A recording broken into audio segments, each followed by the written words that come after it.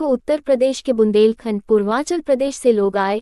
बुंदेलखंड पूर्वांचल प्रदेश को राज्य का सम्मान मिले, इस मांग को लेकर दिल्ली के जंतर मंतर पर आकर धरना प्रदर्शन किया। नमस्कार, मैं Nitisha Kataria, India 24 anti corruption news में आप सबका स्वागत है। आज अटल बिहारी वाजपेयी जी की जयंती पर बुंदेलखंड से जो लोग आए हैं धरना प्रदर्शन करने, आइए इनसे जानते हैं अपनी क्या समस्या लेकर आए हैं। सर, आज जंतर मंतर पर जो धरना प्रदर्शन, आप लोग समस्या क्या क्या है बताइए। 1956 के बाद जी आज तक राज्य का पुनर्गठन निर्माण नहीं हुआ है। हालांकि 3 राज्य अटल जी ने बनाए थे और इसीलिए आज हम 25 दिसंबर को अटल जी की जयंती पर ये धरना कर रहे हैं कि हम राज्य चाहते हैं, पूर्वांचल राज्य की स्थापना चाहते हैं, बुंदेलखंड की चाहते हैं और पश्चिमांचल की स्थापना चाहते हैं। अतः सारे देश से, पूर्वांचल से, पश्चिमांचल से और बुंदेलखंड से बड़ी संख्या में लोग आए। कुछ लोगों को यहाँ आने नहीं दिया है, इसलिए यहाँ पर आपको कम संख्या दिख रही है। और बुंदेलखंड तो एक ऐसा ऐतिहासिक क्षेत्र है, बहुत ही मान्य, जैसे रानी लक्ष्मीबाई जी के उनका जो इतना बड़ा हाथ रहा है, तो अब इतना पीछे कैसे रह गया? बुंदेलखंड को विभाजन करके रख दिया।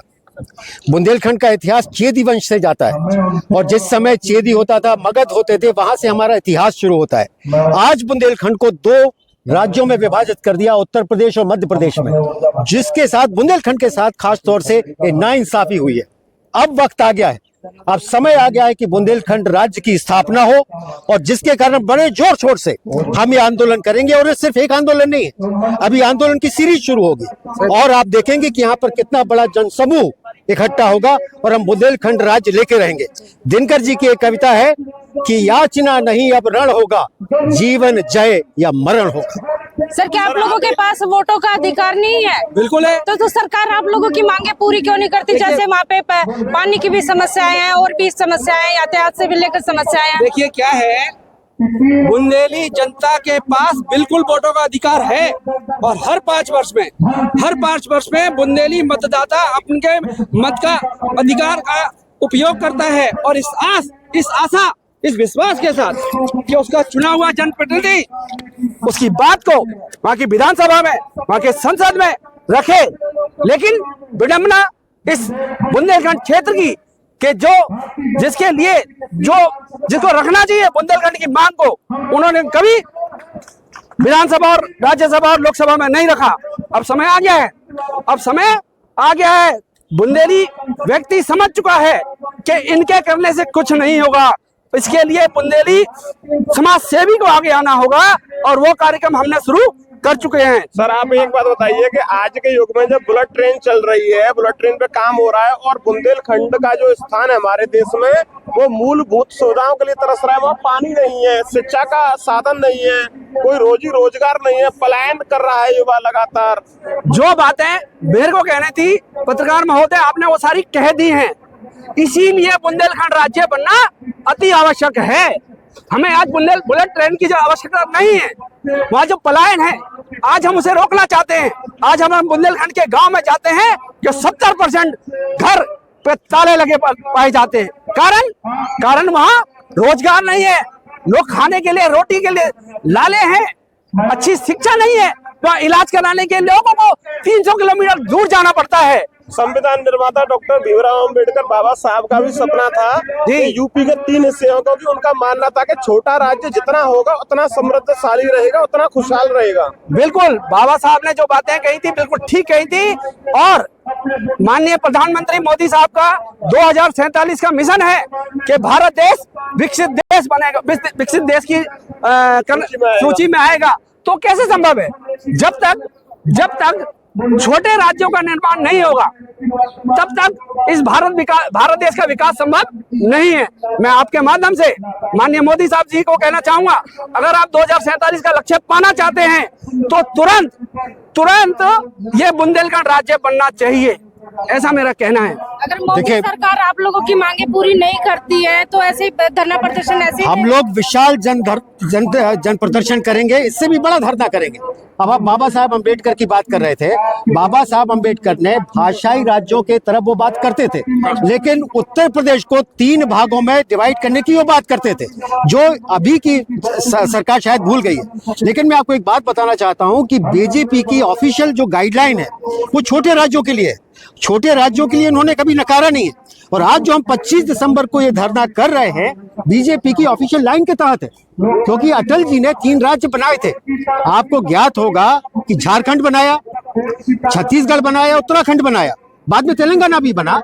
उसी तरह से आज भी हम मोदी जी से आग्रह कर रहे हैं, सरकार से आग्रह कर रहे हैं कि आप पूर्वांचल बनाएं, बुंदेलखंड बनाएं, पश्चिमांचल बनाएं, जिससे विकसित भारत का सपना 2047 तक हम साकार कर सके।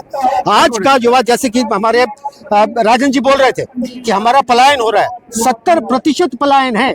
हम यहाँ पर आके एक बात बताइए, बिहारियों के लिए आपने बिहार दे दिया, आपने कन्नड़ भाषी के लिए कर्नाटका दे दिया, उड़िया के लिए उड़ीसा दे दिया। बुंदेलखंड ने क्या बिगाड़ा था भाई? और हमारा बुंदेलखंड था, आपने उसको विभाजित कर दिया। ठीक बात। विभाजित करने का कारण क्या था? क्योंकि हमारी धरती शौर्यवानों की धरती है, वीरों और वीरांगनाओं की धरती है। आपको लगता था अगर ये एक साथ रहेंगे तो उत्कृष्ट प्रदेश बनेगा, आपने उसको बांट दिया।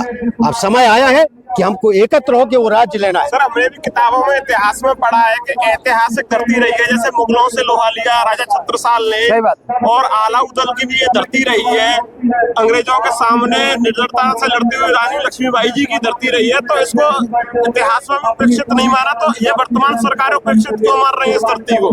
देखिए, जहां तक इतिहास की बात है तो इतिहास हमारा चेदी वंश से शुरू होता है। 16 महाजनपदों में था। 16 महाजनपदों में था, जब मगध था, चेदी था। तो हमारा इतिहास बड़ा विशाल इतिहास है बुंदेलखंड का। और बुंदेलखंड का इतिहास ही नहीं, 1857 में पहला, 1857 की आप बाद में बात करेंगे, उसके 37 वर्ष पूर्व हमारा जो आंदोलन हुआ था वो पहला आंदोलन था। अतः मैं आपको एक बात बताना चाहता हूँ, बुंदेलखंड राज्य की जो एक यात्रा निकल चुकी है, वो यात्रा अब रुकने वाली नहीं है। वो यात्रा अनवरत चलती रहेगी जब तक राज्य नहीं मिल जाता है। और हम सब, आप देखेंगे अगले भविष्य में, निकट भविष्य में, कि हम लोग एक विशाल जल समूह में दिल्ली में आकर धरना प्रदर्शन करेंगे और सरकारों को मजबूर कर देंगे कि हमको एक राज्य, स्वतंत्र राज्य मिलना चाहिए, जिससे 100 बीमारियों का एक इलाज बुंदेलखंड राज्य। जय जय बुंदेलखंड, जय जय बुंदेलखंड। आखिरी संदेश क्या देना चाहेंगे सर? आखिरी संदेश मेरा यही है कि 2027 में यूपी में विधानसभा चुनाव होने वाले हैं। आप पिछले 2 पंचवर्षीय से देखिए, उत्तर प्रदेश में जो उत्तर प्रदेश की 19 विधानसभा है, वो 19 की 19 भारतीय जनता पार्टी को जा रही है। 2013 में जब लोकसभा का इलेक्शन हुआ, बहन दीदी उमा भारती जी ने झांसी में एक जनसभा में, जिस जनसभा में माननीय प्रधानमंत्री साहब मोदी साहब उपस्थित थे, उन्होंने ये कहा कि अगर हमारी सरकार बनती है केंद्र में तो विद इन 3 इयर्स, 3 साल के अंदर अंदर बुंदेलखंड राज्य बना देंगे। आज 11 वर्ष हो चुके हैं। ऐसी क्या दिक्कत है केंद्र सरकार को कि हमारे बुंदेलखंड की तरफ नहीं देखते हैं?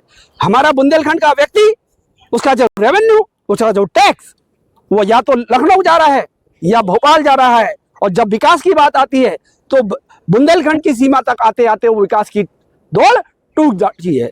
आज हमें बताया जा रहा है कि वो बना दिया गया है, रोड बना दिया गया, बुंदेलखंड एक्सप्रेस बना दिया गया। इस सब से कुछ नहीं होगा।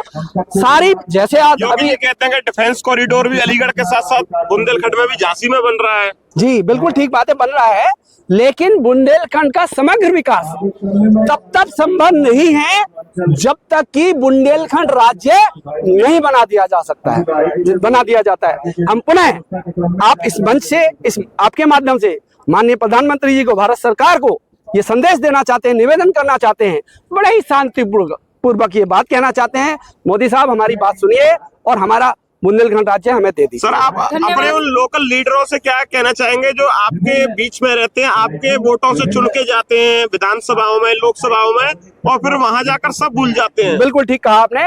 हम लोग आने वाले लोकसभा सत्र से पहले, लोकसभा में जो बजट सत्र होगा, उसमें जो बुंदेलखंड के जो सांसद हैं, उन सभी को दिल्ली में उनके घर पे घेरेंगे, उनसे ये कहेंगे अगर हमारी बात अगर आप बुंदेलखंड की बात को लोकसभा में नहीं रखेंगे तो हम आपको लोकसभा में जाने भी नहीं देंगे। ये हमारा अगला कार्यक्रम अपना रहेगा। परिचय सर। परिचय मेरा नाम राजन धमेरिया है। मैं बुंदेलखंड उत्सव समिति का उपाध्यक्ष हूँ। बुंदेलखंड यूनिटी